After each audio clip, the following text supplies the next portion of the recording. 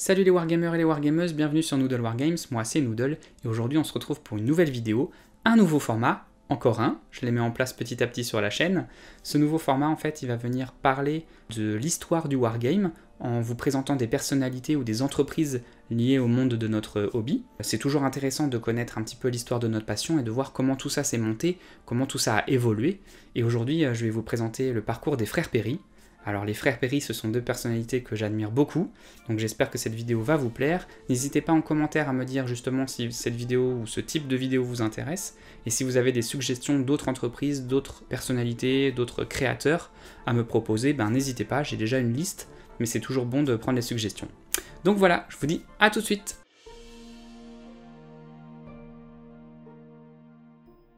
Alan et Michael Perry, aussi appelés les jumeaux Perry, sont deux sculpteurs, peintres et figurinistes britanniques nés en 1961. Ils ont grandi au nord de Londres, où ils ont commencé à s'intéresser au wargame dès l'âge de 10 ans.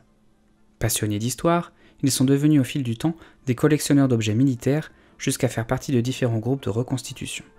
Mais c'est véritablement en 1978 que les deux frères entrent dans la légende.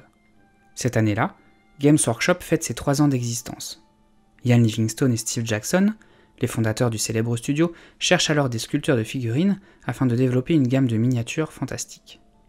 C'est par le biais de connaissances en commun, et à peine âgés de 17 ans, que les jumeaux vont présenter une demi-douzaine de sculptures aux deux entrepreneurs. Ces derniers trouvent leur travail formidable, et les deux jeunes hommes sont immédiatement embauchés par la toute jeune marque Citadel Miniatures en tant que designers indépendants. Ce n'est seulement qu'en 1980, soit 2 ans plus tard, qu'ils sont définitivement embauchés à plein temps. Cette collaboration durera jusqu'en 2014, ce qui fera d'eux les plus anciens membres du Games Workshop Design Studio.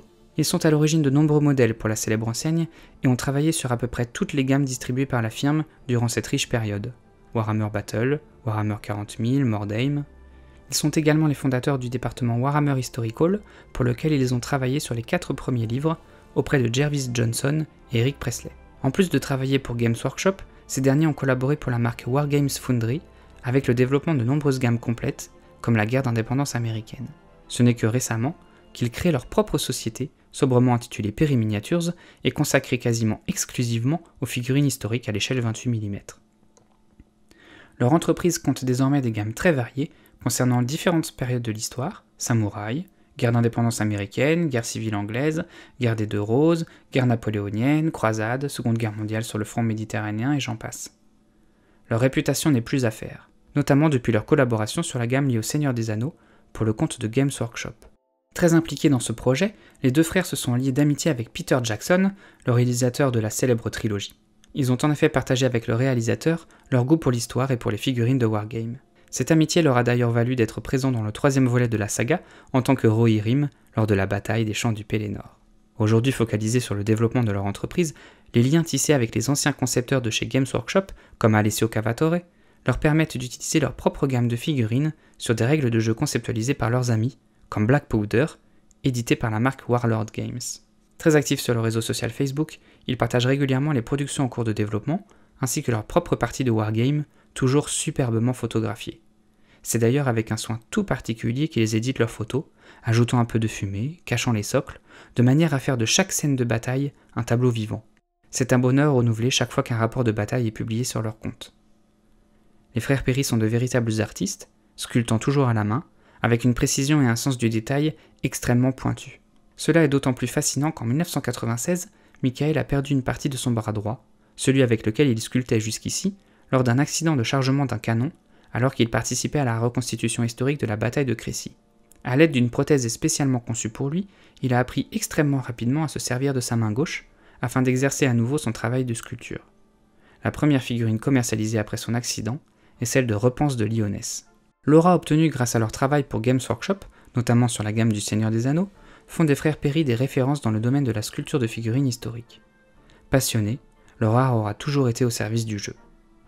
Leur spécificité par rapport à d'autres fonderies ou à d'autres sculpteurs tient du fait qu'ils sont extrêmement productifs, en plus de proposer des gammes variées, mais surtout très riches en contenu.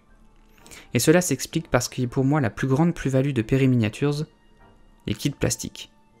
En effet, chaque gamme, ou presque, est composée de kits plastiques et de figurines en métal.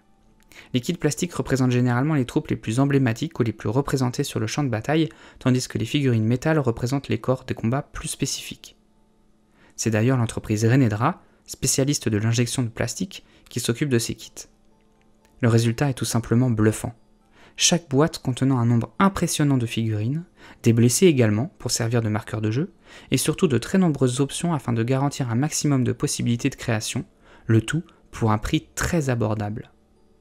Si je devais résumer avec un avis très subjectif et personnel, Perry Miniatures représente ce qu'il y a de plus abouti en termes de sculpture et de figurines historiques en 28 mm sur le marché actuel, loin devant les grands concurrents comme Warlord Games.